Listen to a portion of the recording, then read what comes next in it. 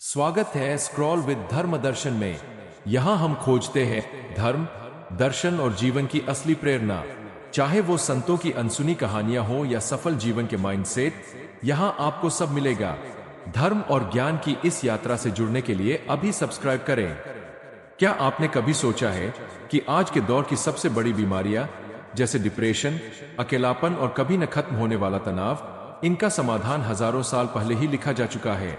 हम गगनचुंबी इमारतों और हाई स्पीड इंटरनेट की दुनिया में तो आ गए, लेकिन मन की शांति कहीं पीछे छूट गई।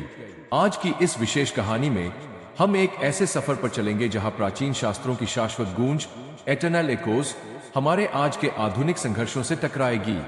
जब एक सफल लेकिन अंदर से टूटे हुए युवक ने अपने गुरु से पूछा, क्या ये पुरानी किताबें मेरा आज बदल सकती है, तो उसे जो जवाब मिला, उसने उसकी पूरी जिंदगी बदल दी।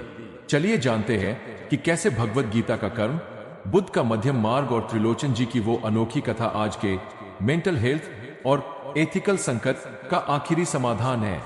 5000 साल पुराना ज्ञान आज काम आएगा। आर्यन एक सफल सॉफ्टवेयर इंजीनियर था जो न्यूयॉर्क के गगनचुंबी इमारतों के बीच एक आलीशान फ्लैट में रहता था। उसके पास वह सब कुछ था जिसे दुनिया सफलता कहती है, महंगी गाड़ियां, बैंक बैलेंस और शोहरत। लेकिन रात के सन्नाटे में जब वह अपनी खिड़की से बाहर देखता तो उसे अंदर एक अजीब सा खालीपन महसूस होता।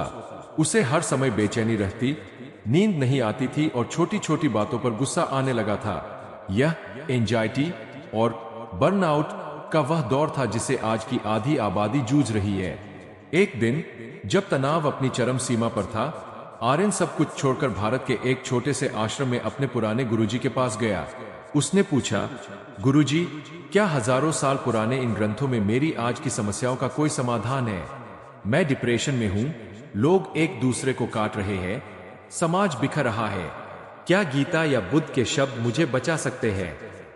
गुरुजी मुस्कुराए और बोले, आर्यन, समस्या तकनीक की नहीं, दृष्टिकोण की है। तुम फल की चिंता में इतने डूबे हो कि तुमने वर्तमान को जीना छोड़ दिया है। उन्होंने समझाया कि भगवत गीता का निष्काम कर्म सिद्धांत आज के लिए सबसे बड़ी प्रैक्टिकल सलाह है। जब हम किसी प्रोजेक्ट पर काम करते समय केवल प्रमोशन या बोनस, फल के बारे में सोचते हैं तो हमारा दिमाग डर और तनाव से भर जाता है।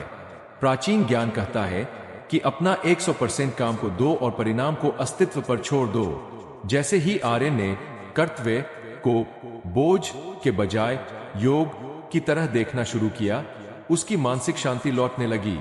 आर्यन ने एक और सवाल पूछा, दुनिया इतनी स्वार्थी क्यों हो गई है? लोग सिर्फ अपने बारे में सोचते हैं। गुरुजी ने उसे त्रिलोचन जी और भगवान के सेवक रूप की कथा सुनाई। उन्होंने बताया कि कैसे साक्षात ईश्वर ने एक अनाथ सेवक का रूप धरकर संतों की सेवा की। भगवान ने शर्त रखी थी कि वे केवल वही रहेंगे जहां सेवा का भाव हो और जहां उन्हें मान अपमान से परे रखा जाए। प्राचीन ग्रंथों की यह सीख की परहित सरिस धर्म नहीं भाई, आज के अकेलेपन और सामाजिक अलगाव का सबसे बड़ा इलाज है। जब हम दूसरों की मदद करते हैं तो हमारे मस्तिष्क में ऐसे रसायन निकलते हैं जो हमें अंदर से खुशी देते हैं। आज के दौर में सबसे बड़ी चुनौती है नैतिकता, एथिक्स। आर्यन को अक्सर अपने फायदे के लिए झूठ बोलना पड़ता था। यहाँ गुरुजी ने प्राचीन बौद्ध ग्रंथों के अष्टांगिक मार्ग और मध्यम मार्ग का महत्व समझाया।